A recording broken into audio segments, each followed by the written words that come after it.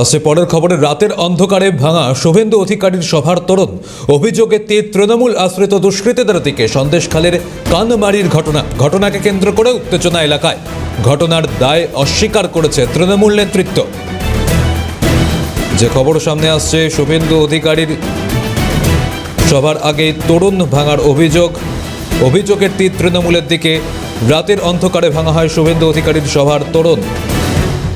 অভিযোগের তীর তৃণমূল আশ্রিত দুষ্কৃতীদের দিকে, যদিও এই অভিযোগ অস্বীকার করেছে তৃণমূল নেতৃত্ব। ঘটনাকে কেন্দ্র করে উত্তেজনা ছড়ায় এলাকায়।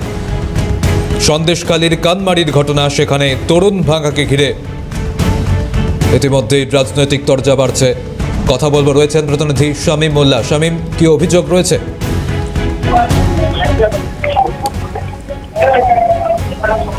শামীম, শোনা যাচ্ছে? হ্যাঁ, একেবারেই।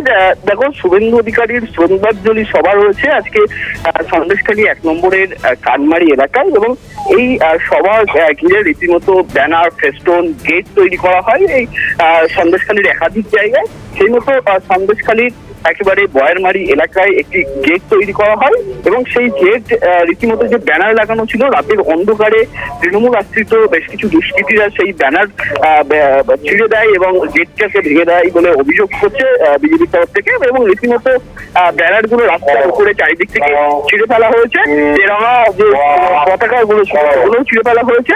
এবং রীতিমতো এই ঘটনায় বিজেপির বিরুদ্ধে মূলত অভিযোগ করছে। যদিও এ বিষয়ে বসিরহাট সাংগঠনিক জেলা তৃণমূলের সভাপতি বুরহানুল মুকাদ্দিম লিটন, তার বক্তব্য যে তৃণমূলের কৃষ্টি কালচার এগুলো পড়ে না, সম্পূর্ণ তৃণমূলের নামে পরিকল্পনা করে বদনাম করার চেষ্টা হচ্ছে।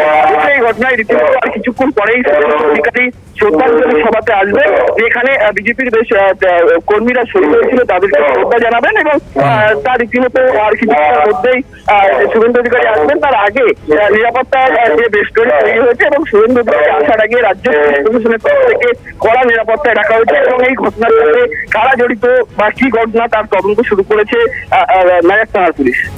বেশ, ধন্যবাদ শামীম। রাতের অন্ধকারে ভাঙা শুভেন্দু অধিকারীর তোরণ অভিযোগের তৃণমূল আশ্রিত দুষ্কৃতীদের দিকে বিজেপির তরফে কি অভিযোগ, শোনাবো। 2019 সালে আমাদের ভারতীয় জনতা পার্টির 3 জন কর্মীকে এই তৃণমূল আশ্রিত দুষ্কৃতীরা হত্যা করেছিল, প্রদীপ মণ্ডল, দেবদাস মণ্ডল ও সুশান্ত মণ্ডল।